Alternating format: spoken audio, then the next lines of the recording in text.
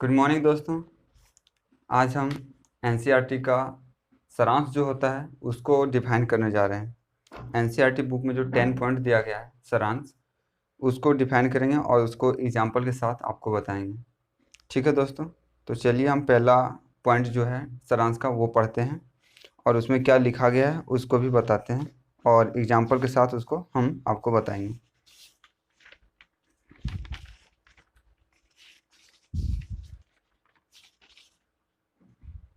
सारांश में पहला पॉइंट जो है वो जो बताया गया है एक एक करके हम डिफाइन करते हैं। पहला पॉइंट में लिखा गया है, क्वेश्चन को हम लिखते नहीं, क्वेश्चन आपका स्क्रीन पे होगा अभी और इसको हम पढ़ते हैं, उसका क्वेश्चन आपके स्क्रीन पे होगा। एक पूर्ण रासायनिक समीकरण अभिकारक एवं उत्पाद तथा उनकी भौतिक अवस्था को प्रतीकात्मक रूप से प्रदर्शित करता है। यहाँ पे बोला गया एक पूर्ण रासायनिक समीकरण, एक पूर्ण रासायनिक समीकरण, तो समझिए एक पूर्ण रासायनिक समीकरण कैसे होगा। एग्जाम्पल ले रहे हैं हम, H2 प्लस O2 बनाया H2O। अब पूर्ण रासायनिक समीकरण इसको हम लोग नहीं कर सकते हैं, ये पूर्ण रूप से अभी नहीं है, इसको पूर्ण करना है, आगे पढ़ते हैं उसके बाद समझाते हैं। अभिकारक एवं उत्पाद तथा उसकी भौतिक अवस्था को प्रतीकात्मक रूप से प्रदर्शित करता है। क्या बोला गया है कि अभिकारक और उत्पाद उसकी भौतिक अवस्था को प्रदर्शित करता है प्रतीकात्मक रूप से। प्रतीकात्मक रूप से मतलब पूर्ण रूप से शो करता है, दिखाता है। तो इसमें हमारा ये पूर्ण रासायनिक समीकरण नहीं है, हम तो उसका प्रतीक क्या बोलते हैं अभिकारक और उत्पाद लिख दिए हैं, लेकिन यहाँ पे जो होता है उसका भौतिक अवस्था वो नहीं शो किए हैं, वो शो करेंगे उसके बाद ये हमारा हो जाएगा पूर्ण रासायनिक समीकरण। जैसे ये हमारा गैस में होता है, ये भौतिक अवस्था दिखा दिए, ये भी गैस में होता है, इसको भी भौतिक अवस्था दिखा दिए, और ये H2 जो है सो ये लिक्विड में होता है, ये भौतिक अवस्था दिखा दिए। ये हमारा पूर्ण रासायनिक समीकरण हो गया, लेकिन समीकरण होने से हो तो गया, अवस्था दिखा दिए, लेकिन संतुलित नहीं किए हैं। संतुलन कर लेते हैं हम इसको। हाइड्रोजन यहाँ पे 2 ठो है, यहाँ पर भी 2, ऑक्सीजन यहाँ 2, यहाँ 1, तो यहाँ पे हम 2 देते हैं। अब हाइड्रोजन 4 हो गया, यहाँ पे 2 दे दिया, यहाँ हाइड्रोजन 4। अभिक्रिया के दोनों तरफ LHS और RHS, लेफ्ट हैंड साइड और राइट हैंड साइड, दोनों तरफ हमारा तत्वों का जो परमाणु होता है वो इक्वल हो गया। अगर इक्वल होने से हमारा ये बैलेंस इक्वेशन कहलाएगा, मतलब संतुलित समीकरण। तो अब ये हमारा कहलाया, पहला पॉइंट यही कह रहे हैं कि ये हमारा रासायनिक समीकरण जो है सो अभिकारक और उत्पाद दोनों तरफ भौतिक अवस्था को और उसके संतुलन का जो तत्वों का इक्वलिटी है वो शो कर देता है। तो ये हमारा बन जाता है रासायनिक समीकरण, पूर्ण रासायनिक समीकरण कहलाता है। इसी तरह एक दो ठो और एग्जाम्पल हम आपको देते हैं। यहाँ पर तो सिर्फ लिखा गया, लेकिन एग्जाम्पल के साथ आपको समझाते हैं। पहला एक और ले लेते हैं एग्जाम्पल, Na प्लस O2, ये रिएक्शन बनाएगा सोडियम ऑक्साइड Na2O। ये रिएक्शन किया, सोडियम है, ऑक्सीजन के साथ क्रिया किया तो सोडियम ऑक्साइड बनाया, सोडियम ऑक्साइड बनाया। अब इसका भौतिक अवस्था को दिखा देते हैं। सोडियम S होता है, ऑक्सीजन गैस होता है, और Na2O हमारा सॉलिड होता है। ये हो गया। अब इसका तत्वों को बैलेंस कर लेते हैं। ऑक्सीजन यहाँ पे 2, यहाँ पे 1 है, तो यहाँ पे 2 दिए, ऑक्सीजन 2 हो गया। सोडियम 4 हो गया, यहाँ सोडियम 1 है, तो यहाँ पे हम 4 से मल्टीपल कर दिए। ठीक है दोस्तों, इसी तरह एक और एग्जाम्पल देते हैं।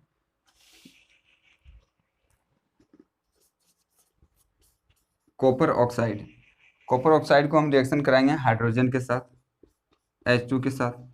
रिएक्शन बनाएगा कॉपर और जल, Cu प्लस H2O। अब ये हमारा इक्वेशन लिखा गया है, लेकिन पूरा नहीं है इक्वेशन। ये अभी इक्वेशन बनाया गया, लेकिन पूर्ण संतुलित इक्वेशन नहीं है, समीकरण नहीं है। इसको बैलेंस करते हैं और इसका भौतिक अवस्था दिखाते हैं कौन क्या है। ये सॉलिड है, ये गैस है, और ये भी सॉलिड है, और ये लिक्विड है। ठीक है दोस्तों, और अब इसको बैलेंस करके दिखाते हैं आपको। हाइड्रोजन यहाँ पे 2 है, यहाँ भी 2 है, ये बैलेंस है। कॉपर 1 है, कॉपर 1 है, ऑक्सीजन 1 है, ऑक्सीजन 1 है, ये बैलेंस है हमारा। तो ये 3 एग्जाम्पल दिए हम पहला इक्वेशन को समझाने के लिए। ठीक है दोस्तों, अब दूसरा पॉइंट को समझिए। इसको मिटा देते हैं।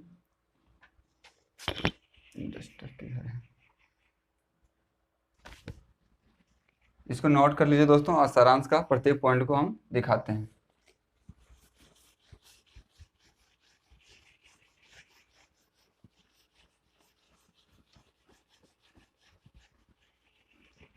अब दूसरा पॉइंट देखिएगा दोस्तों, दूसरा पॉइंट हमारा क्या कह रहा है। ये दूसरा पॉइंट आपके स्क्रीन पे होगा, हम यहाँ पढ़ रहे हैं, मेरा बुक से हम बता रहे हैं। समीकरण का संतुलित होना आवश्यक है। रासायनिक समीकरण को संतुलित करने पर समता के चिन्ह के दोनों ओर, समता के चिन्ह के दोनों ओर का मतलब हो गया वो तीर का निशान जो है एरो, उसको समता का चिन्ह बोला जाता है हिंदी में। इंग्लिश में एरो हो गया और हिंदी में तीर का निशान बोल देते हैं, या तो समता का चिन्ह। रासायनिक अभिक्रिया में भाग लेने वाले अभिकारक और तथा उत्पाद के सभी तत्वों का परमाणुओं की संख्या समान होती है। समझिए, चैप्टर में हम लोग आपको बोल रहे थे कि रासायनिक समीकरण को संतुलन क्यों करना पड़ता है, या तो बैलेंस कैसे करते हैं, तो वो जो समझाए थे बस यहाँ पे वही पूछा गया। तो एग्जाम्पल से समझिए क्या बोला गया यहाँ पे। एग्जाम्पल लेते हैं। सबसे आसान एग्जाम्पल तो यही है जो सबका याद होता है, H2 + O2 = H2O, H2 + O2। ये देखो अभिकारक है, यहाँ पे साफ साफ कहा गया कि रासायनिक समीकरण का संतुलित करना आवश्यक है। समीकरण का संतुलित करना, अभी समीकरण ये है नहीं, इसको समीकरण अब कहेंगे H2O। अब इसको संतुलित करना आवश्यक है, आवश्यक है बैलेंस, संतुलित करना मतलब बैलेंस करना आवश्यक है। यहाँ कहा गया है आवश्यक है। रासायनिक समीकरण को संतुलित करने पर समता के चिन्ह के दोनों ओर, रासायनिक विक्रिया के दोनों ओर मतलब LHS और RHS, लेफ्ट हैंड साइड और राइट हैंड साइड, ये जो समता का चिन्ह इसी को कहते हैं, इसको कहा जाता है समता का चिन्ह। समता का चिन्ह, ये हमारा समता का चिन्ह हो गया, ये जिसको हम लोग तीर का निशान बोलते हैं। तो समता का चिन्ह का दोनों तरफ, लेफ्ट हैंड साइड और राइट हैंड साइड, दोनों तरफ भाग लेने वाले विकारक तथा उत्पाद के सभी तत्वों का परमाणुओं की संख्या समान होती है। परमाणु संख्या समान होती है। देखिए यहाँ हाइड्रोजन का परमाणु 2 है, यहाँ पर 2 है, यहाँ ऑक्सीजन का परमाणु 2 है, यहाँ पे 1 है। तो ऑक्सीजन का परमाणु संख्या 2 करने के लिए हमको यहाँ पे 2 देना होगा। क्यों? क्योंकि लेफ्ट हैंड साइड में कितना है, 2 परमाणु है ऑक्सीजन का।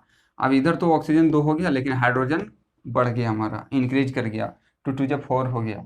तो हाँ, यहाँ पर भी हाइड्रोजन को हम लोग बढ़ा के 2 करेंगे। दूसरा पॉइंट में ये कहा था दोस्तों, ठीक है, इसको हम मिटाते हैं, तीसरा पॉइंट में चलते हैं।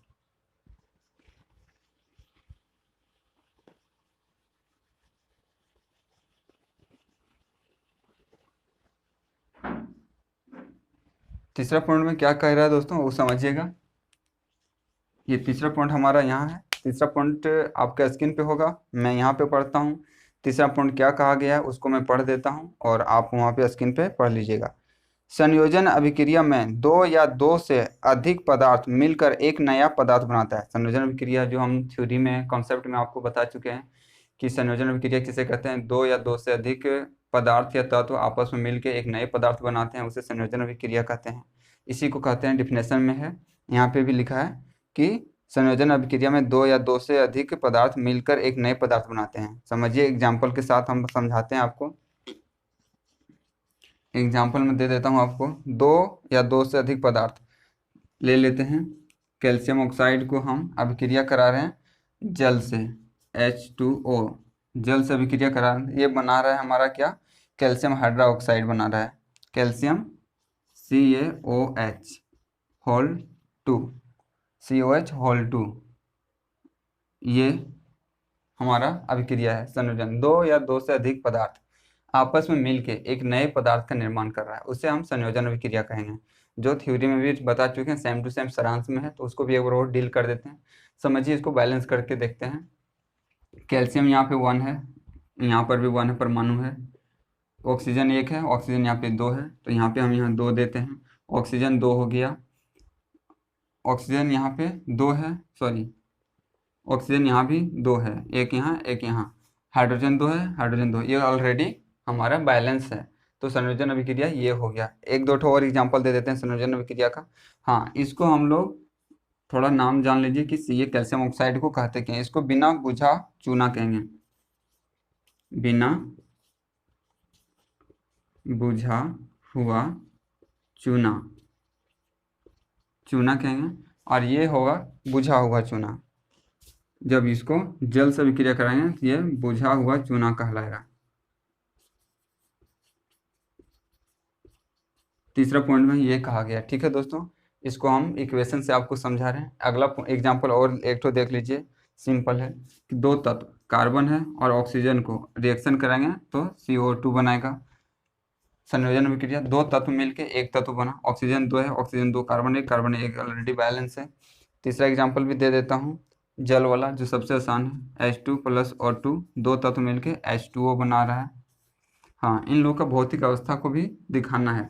कैल्शियम ऑक्साइड ये सॉलिड हो गया, H2O लिक्विड हो गया, और ये भी सॉलिड हो गया। यहाँ पे देखिए कार्बन सॉलिड हो गया, ऑक्सीजन गैस हो गया, और CO2 गैस हो गया। यहाँ ये गैस हो गया, ऑक्सीजन गैस हो गया, और ये लिक्विड हो गया। ये हम लोग इसका फिजिकल स्टेट को शो कर रहे हैं, फिजिकल स्टेट में भौतिक अवस्था को शो कर रहे हैं। ये हमारा संयोजन अभिक्रिया कहला गया। ठीक है दोस्तों, चलिए अगला पॉइंट की ओर चलते हैं। सारांश में क्या कहता है।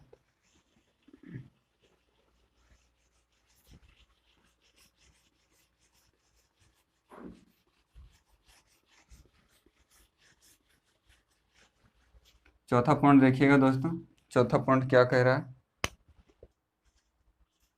चौथा पॉइंट में हमारा यहाँ कहा गया है, मेरा NCERT में यहाँ का बुक से पढ़ रहा हूँ, ये क्वेश्चन आपके स्क्रीन पे होगा।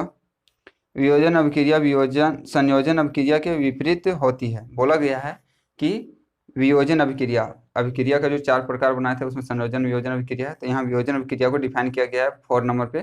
तो हम उसको बता रहे हैं कि वियोजन अभिक्रिया संयोजन अभिक्रिया का विपरीत होता है। वियोजन अभिक्रिया जो है सो संयोजन अभिक्रिया का उल्टा है, जो हम कॉन्सेप्ट में भी आपको बता चुके हैं, यहाँ पर भी बता देते हैं। अगर आप पीछे वाला वीडियो नहीं देखें तो पहले जाकर पीछे वाला वीडियो जाकर देखिए मेरा, और उसके बाद यहाँ पे समझ में आएगा, डबल रिपीट हो जाएगा तो आपको ज़्यादा फायदा मिलेगा। विपरीत होता है, वियोजन अभिक्रिया में एक पदार्थ वियोजित होकर 2 या 2 से अधिक पदार्थों में बनता है, 2 या 2 से अधिक पदार्थ का बनाता है या बनता है। समझिए, यहाँ एग्जाम्पल से सबको समझाते हैं चौथा पॉइंट को। FeSO4 ferrous sulphate, ferrous sulphate को हम हीट करेंगे, हीट करेंगे तो ये टूट जाएगा। FeTO3 फेरस फेरिक ऑक्साइड और SO2 और SO3, FeO3 + SO2 + SO3। समझिए दोस्तों इस पॉइंट में, फेरिक ऑक्साइड में टूट गया। अब इसका पोजीशन दिखाते हैं, फिजिकल स्टेट। ये फिजिकल स्टेट में हमारा सॉलिड में है, इसको हीट किए तो ये सॉलिड हो गया, और ये गैस हो गया, और ये भी गैस हो गया, ये सब गैस में टूट गया। हाँ, अब समझिए इसका यहाँ पे इस इक्वेशन में कैसे कैसे पढ़ा जाएंगे। ये हमारा गया FeSO4 ferrous sulphate. Ferrous sulphate को जब हीट करेंगे तो ये टूटेगा हमारा फेरिक ऑक्साइड में, फेरिक ऑक्साइड में। इसको डाई सल्फर बोलेंगे, डाई सल्फर ऑक्साइड। इसको ट्राई सल्फर ऑक्साइड पढ़ेंगे। ठीक है, जिसमें 2 रहेगा उसमें डाई सल्फर ऑक्साइड, और जिसमें 3 रहेगा उसको ट्राई सल्फर ऑक्साइड। ठीक है, और जिसमें 4 रहेगा उसको टेट्रा सल्फर ऑक्साइड। ठीक है, ये याद रखिएगा दोस्तों। 2 रहेगा तो डाई, 3 रहेगा तो ट्राई, नाम पढ़ा जाता है। अब बोलेंगे SO2 को क्या नाम देंगे, जैसे इसको FeO3 दे दिए, फेरिक ऑक्साइड बोल दिए। SO2 को क्या बोलेंगे, जैसे SO4 को सल्फेट बोलते हैं, ट्राई सल्फेट बोल सकते हैं इसको, लेकिन सिंपल सल्फेट बोला जाता है। और जिसमें रहेगा SO2 तो उसको बोलेंगे di sulphate oxide, tri sulphate oxide. ठीक है दोस्तों, दूसरा एग्जाम्पल देखिए वियोजन अभिक्रिया का। कैल्शियम कार्बोनेट CaCO3, ये कैल्शियम कार्बोनेट है। इसको जब हम हीट करेंगे तो ये टूट जाएगा, कैल्शियम ऑक्साइड में टूटेगा और कार्बन डाइऑक्साइड छोड़ेगा, CO2 गैस। अब इसका फिजिकल स्टेट दिखाते हैं दोस्तों। ये हमारा सॉलिड हो गया, कैल्शियम कार्बोनेट सॉलिड है, चूना पत्थर है ये, कैल्शियम कार्बोनेट को चूना पत्थर कहा जाता है। चूना पत्थर सॉलिड हो गया, कैल्शियम ऑक्साइड ये सॉलिड हो गया, और ये कार्बन डाइऑक्साइड गैस हो गया हमारा। अब इसको बैलेंस करके देखते हैं दोस्तों दोनों को। यहाँ पे ऑक्सीजन 4 है, यहाँ पे 3, यहाँ पे 2, यहाँ पे 3, बैलेंस नहीं है। यहाँ तो इसको बैलेंस करते हैं। ऑक्सीजन हो गया 3, 3 6 और 2 8, यहाँ पे 4 है ऑक्सीजन है, तो यहाँ पे 2 दे देते हैं, 8 हो गया। अब यहाँ पे सल्फर 1 2, यहाँ पे सल्फर 2 हो गया, यहाँ पे फेरस 1, यहाँ पे 2, तो यहाँ पे 2 देते हैं, तो फेरस 2 हो गया यहाँ पे, सॉरी Fe2O3 में टूटता है ये, फेरिक ऑक्साइड को Fe2O3 कहते हैं। तो ये 2 है, यहाँ पे 2 देते हैं, ये हमारा बैलेंस हो गया। अब इसको बैलेंस करके देखते हैं। कैल्शियम 1 ठो है, 1 परमाणु है यहाँ पे, कैल्शियम का भी यहाँ 1 परमाणु है। ऑक्सीजन का 3 परमाणु, ऑक्सीजन का 2 और 1 3 परमाणु। कार्बन का 1 परमाणु है यहाँ पे, कार्बन का 1 परमाणु, ये ऑलरेडी बैलेंस है। ठीक है दोस्तों, चलिए अब हम इसके 5वां पॉइंट की ओर चलते हैं। सारांश का 5वां पॉइंट में क्या कहा गया उसको दिखाते हैं, डिस्कस करते हैं उसके बारे में, और एग्जाम्पल के साथ आपको समझाते हैं।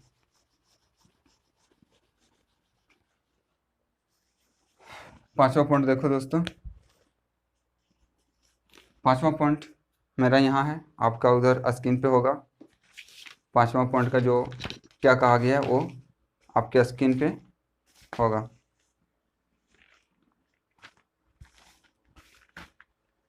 5वां पॉइंट में यहाँ पे कहा गया है कि जिन अभिक्रियाओं में उत्पाद के साथ उस, ठीक है दोस्तों, 5वां पॉइंट में हम लोग देखते हैं 5वां पॉइंट में क्या कहा गया सारांश में, उसको समझते हैं। कुछ इलेक्ट्रिक प्रॉब्लम की वजह से हो गया था, जिसकी वजह से हमको 5वां पॉइंट को अलग से बताना पड़ रहा है। देखिए 5वां पॉइंट में कहा गया है कि जिन अभिकारकों में उत्पाद के साथ ऊष्मा का भी उत्सर्जन होता है, जिस अभिक्रिया के साथ उत्पाद, अभिकारक और उत्पाद जो होता है, अभिक्रिया करने के बाद जो उत्पाद बनता है, वो उत्पाद के साथ यहाँ कहा गया है कि ऊष्मा निकलता है, ऊष्मा मतलब गर्मी निकलता है, उसे ऊष्माक्षेपी अभिक्रिया कहते हैं। उसमें क्या कहते हैं, ऊष्माक्षेपी अभिक्रिया, और इंग्लिश में हो गया एक्सोथर्मिक रिएक्शन कहते हैं। समझिए उसको, इस रिएक्शन को कैसे करते हैं, एग्जाम्पल से आपको समझा रहे हैं। जैसे हम यहाँ पे एग्जाम्पल ले रहे हैं, मीथेन गैस का जलना, किसका, मीथेन गैस को ऑक्सीजन के साथ अभिक्रिया कर रहे हैं, हमें मीथेन गैस को ऑक्सीजन की उपस्थिति में हम लोग उसको जला रहे हैं, तो वो कार्बन डाइऑक्साइड बनाएगा और जल बनाएगा और ऊर्जा मुक्त करेगा। तो समझिए यहाँ 5वां पॉइंट है CH4, ये मीथेन गैस है, इसको ऑक्सीजन के साथ अभिक्रिया करा रहे हैं O2 के साथ, और जब इसको हम अभिक्रिया करा रहे हैं तो ये हमारा बन जाएगा carbon dioxide CO2 plus H2O plus ऊर्जा मुक्त करेगा, मतलब एनर्जी, हीट रिलीज करेगी। अब समझिए यहाँ, ये मीथेन गैस हो गया CH4, O2 ऑक्सीजन हो गया, कार्बन डाइऑक्साइड गैस बनाया, अभिक्रिया करके ये कार्बन डाइऑक्साइड गैस बनाया और H2 जल बनाया और ऊर्जा मुक्त किया, तो इसी को ऊष्माक्षेपी, मतलब ऊष्मा क्षेपण कर रहा है, हीट को रिलीज कर रहा है। ठीक है, तो इसको बोलेंगे हम लोग ऊष्माक्षेपी अभिक्रिया। समझिए, इसको बैलेंस करके दिखाते हैं आपको। हाइड्रोजन यहाँ पे 2 है, यहाँ पे 4 है, तो यहाँ पे 2 दे देते हैं, हाइड्रोजन 4 हो गया। ऑक्सीजन यहाँ पे 2 और यहाँ पे 2, 4, ऑक्सीजन यहाँ पे 2, तो यहाँ पे 2 दे दिए, ये हमारा बैलेंस इक्वेशन हो गया। और ये अभिक्रिया कौन सा है, ऊष्माक्षेपी अभिक्रिया है, और ये इक्वेशन भी ऊष्माक्षेपी का ही है। दूसरा पॉइंट समझिए इसको, ऊष्माक्षेपी का, ऊष्मा किसमें किसमें निकलता है, ग्लूकोज ले लेते हैं, C6H12O6 ग्लूकोज ले लिए, इसको हम रिएक्शन करा रहे हैं ऑक्सीजन से इसको रिएक्शन करवा रहे हैं, तो ये हमारा प्रोडक्ट बना रहा है कार्बन डाइऑक्साइड, जल और ऊर्जा, CO2 प्लस H2O प्लस ऊर्जा, ये हमारा एनर्जी मुक्त करता है। ये ग्लूकोज है जो हम लोग को बहुत ही शरीर में एनर्जी देता है। ग्लूकोज जब ऑक्सीजन से अभिक्रिया करता है तो बनाता है कार्बन डाइऑक्साइड जो हम छोड़ देते हैं, और जल और ऊर्जा भी निकलता है जो हमें एनर्जी देता है। ये ऊर्जा मुक्त नहीं करता ग्लूकोज ऑक्सीजन से रिएक्शन करके, तो हम लोग को एनर्जी आता कहाँ, बोलने करने के लिए एनर्जी, काम करने के लिए एनर्जी, कोई भी चीज़ करने के लिए जो एनर्जी हमें मिलती है वो यही ग्लूकोज को ऑक्सीजन के साथ रिएक्शन करके ये टूटता है। किसमें, कार्बन डाइऑक्साइड में टूटता है, जल में टूटता है और ऊर्जा में टूटता है। तो इसको हम लोग बोलेंगे ऊष्माक्षेपीय अभिक्रिया। ठीक है दोस्तों, अब इसको बैलेंस करके दिखाते हैं आपको। कार्बन यहाँ पे 6 है। हाँ, एक बात और, इसका फिजिकल स्टेट को भी दिखाना जरूरी है। ये मीथेन गैस हो गया, ये ऑक्सीजन गैस हो गया, ये कार्बन डाइऑक्साइड गैस हो गया, ये लिक्विड हो गया। फिजिकल स्टेट को हम दिखा दिए। अब इसमें भी देखिए फिजिकल स्टेट, ग्लूकोज ये एक्वा में होगा, ग्लूकोज एक्वा जूस में। ऑक्सीजन भी यहाँ पे, ऑक्सीजन गैस है, ऑक्सीजन भी एक्वा में होगा, यहाँ पे एक्वा में होगा, क्योंकि ऑक्सीजन यहाँ पे जब हम सांस लेते हैं सिर्फ ऑक्सीजन नहीं लेते हैं गैस प्योर, ऑक्सीजन के साथ बहुत सारी चीज मिक्स होकर हमारे बॉडी में जाता है और वो एक्वा में ही जाता है हमारे बॉडी के अंदर, इसलिए एक्वा में ये होता है अभिक्रिया। अब यहाँ पे ये गैस बनेगा और ये लिक्विड बनेगा और ऊर्जा मुक्त करेगी, एनर्जी रिलीज करेगी। तो ये हमारा हो गया ऊष्माक्षेपीय अभिक्रिया का उदाहरण। और एक और अभिक्रिया है, इसको दिखा देते हैं, बता देते हैं आपको। साग सब्जी का विघटित होकर कंपोस्ट गोबर बनना भी ऊष्माक्षेपीय अभिक्रिया का ही उत्सर्ज उदाहरण है। समझिए, एक बात और बता रहे हैं आपको। मीथेन गैस का जलना, ये तो हो गया ऊष्माक्षेपीय अभिक्रिया। ग्लूकोज का ऑक्सीजन के साथ रिएक्शन करना और कार्बन डाइऑक्साइड और जल और ऊर्जा में टूटना, ये भी हमारा ऊष्माक्षेपीय अभिक्रिया है। और एक सिंपल एग्जाम्पल है जिसको हर कोई दे सकता है, खाद, साग सब्जी जो हम लोग खाते हैं उससे जो एनर्जी मिलता है उसको भी ऊष्माक्षेपी कहेंगे। यहाँ पे सिंपल में लिखा गया है, एग्जाम्पल में हम बता रहे हैं कि साग सब्जी का विघटित होकर, विघटित होकर मतलब टूट कर, सड़ गल कर, ठीक है, विघटित होकर कंपोस्ट गोबर, कंपोस्ट या खाद जो बनाते हैं, गोबर जो बनता है उससे भी ऊष्माक्षेपी विक्रिया का ही उदाहरण है, उससे भी ऊष्मा निकलता है। जैसे हम लोग लिखेंगे गोबर गैस जो बनाता है उससे गोबर गैस बनता है, उससे हीट होता है, तो वो गैस से गोबर से बनता है, कंपोस्ट से बनता है, तो उसको भी हम लोग क्या बोलेंगे, ऊष्माक्षेपीय अभिक्रिया ही कहेंगे। ठीक है दोस्तों, चलिए अगला पॉइंट की ओर चलते हैं हम लोग। हमारा छठा पॉइंट है